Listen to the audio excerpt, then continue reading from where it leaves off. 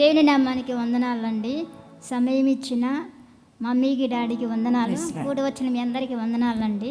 నా సాక్ష్యం ఏంటంటే, మా అమ్మకి చెవులో ఇన్ఫెక్షన్ ఉండేది, చెవులో పుండు పడింది. ఎన్ని హాస్పిటల్ చుట్టూ తిరిగినా అవి తగ్గలేదు. నేను అక్కడికి వచ్చినప్పుడు ఒక మాట నేను ప్రార్థన చేసుకున్నా, అయ్యా నీ సేవకుడి ద్వారా నాతో ఒకే ఒక మాట మాట్లాడు, నేను సాక్షిగా నిలబడాలనుకుంటున్నాను, నేను మహిమపరచాలనుకుంటున్నాను సాక్ష్యాలతో సహా అని నేను ప్రార్థన చేసుకుంటాను. ఏడుస్తూనే ఉన్నా. ఆ రోజు డాడీ గారు ఎప్పుడైతే ప్రవచనం ఎత్తి మాట్లాడారో ఒక్క మాట నాతో మాట్లాడమని అడిగినప్పుడు, సమస్య దగ్గరికి దేవుడు వస్తే ఎలాగుంటుందో నువ్వు చూడలేదు కదా, ఇప్పుడు నువ్వు చూస్తావా? ఆ మాట ఇప్పటికీ నా చెవులు వినబడుతూనే ఉంది.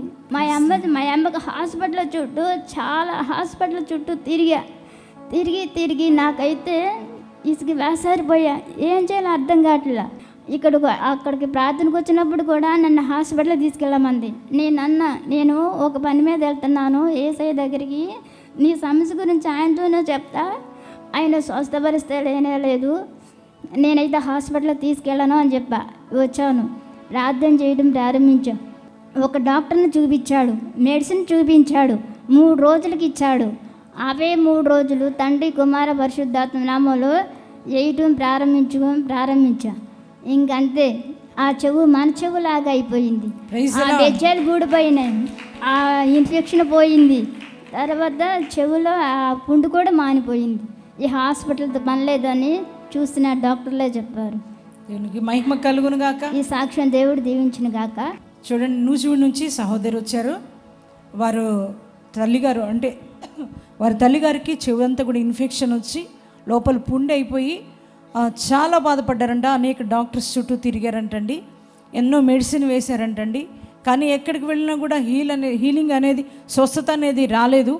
అయితే పరిశుద్ధాత్మ తైలాభిషేక మహోత్సవం మరి విజయవాడ పట్టణంలో మరి మొదటి మంగళవారం జరుగుతుంది. మరి వారి అమ్మగారు హాస్పిటల్ తీసుకెళ్ళమనన్నా, నేను వద్దమ్మా, నేను ఒక చోటుకి వెళ్తున్నా, ఏసఐ దగ్గరికి వెళ్తున్నా, అక్కడికి వెళ్ళి నీ కోసం ప్రార్థిస్తా, దేవుడు నేను ముట్టి స్వస్థపరుస్తానని మరి తల్లిగారికి చెప్పి రావడం జరిగింది.